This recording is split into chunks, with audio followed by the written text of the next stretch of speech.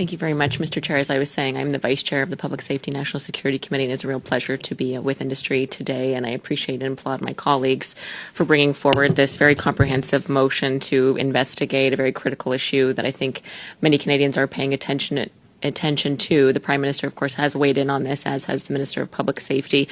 I would like to hear more from Minister Champagne, given he is the industry minister lead, of course, and this, I think it does impact a number of different areas of government, national security, of course, industry.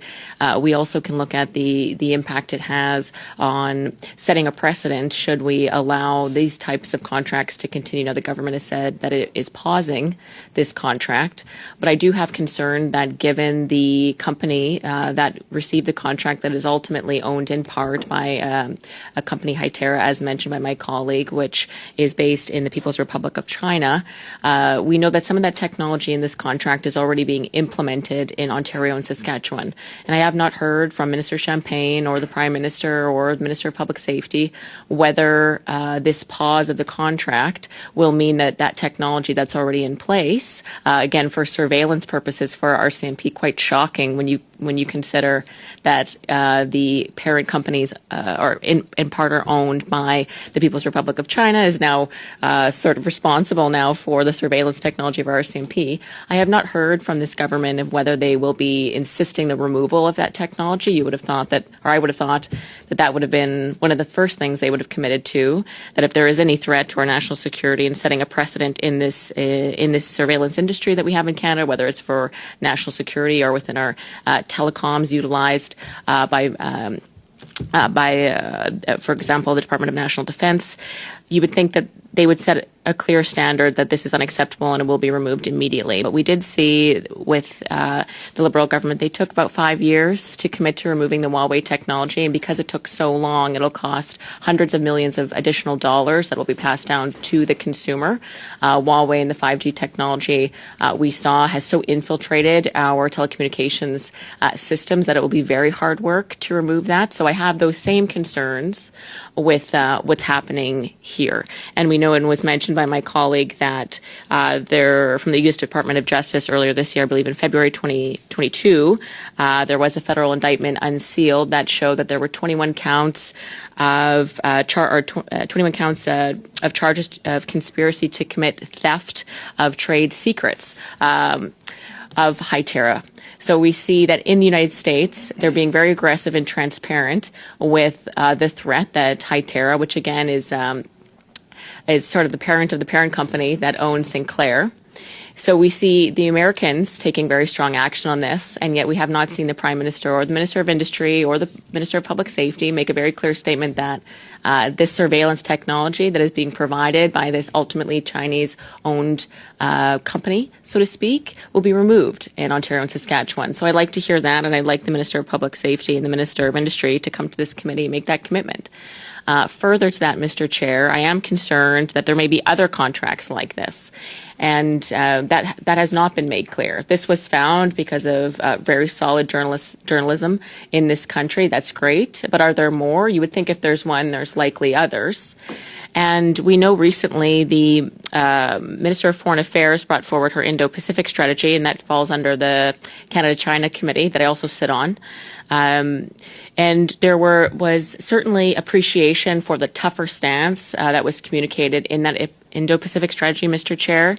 But what I would say is that the government on one side is saying, well, procurement is independent. They're blaming the procurement or the independence system of procurement in this with this government, saying, well, it's independent. We don't agree with it, but it is independent. So they're sort of blaming others for what's happened under their watch. But what I would say is that every independent agency of government certainly has to follow the ethos, the values set forward by the Prime Minister and his cabinet.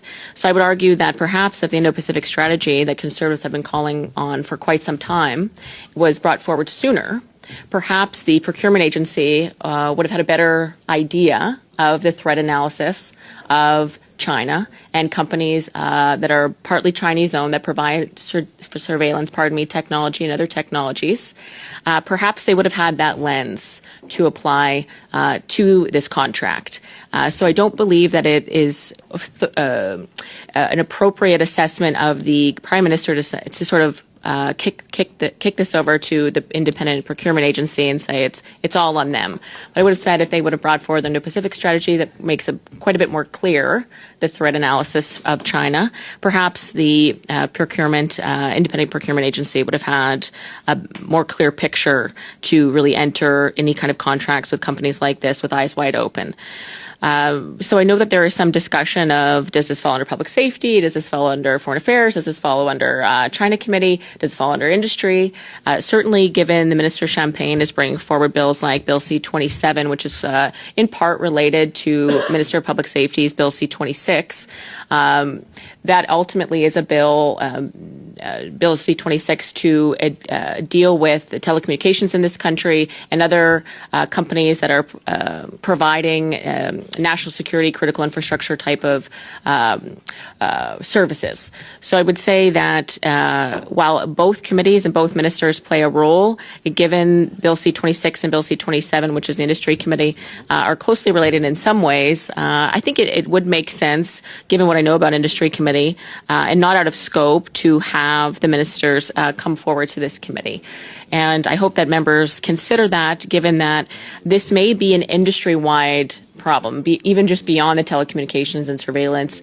This could be in data management. We can see health services and the privacy information therein. There are countless industries across Canada that may very well have contracts owned in part or in full that are connected to the People's Republic of China.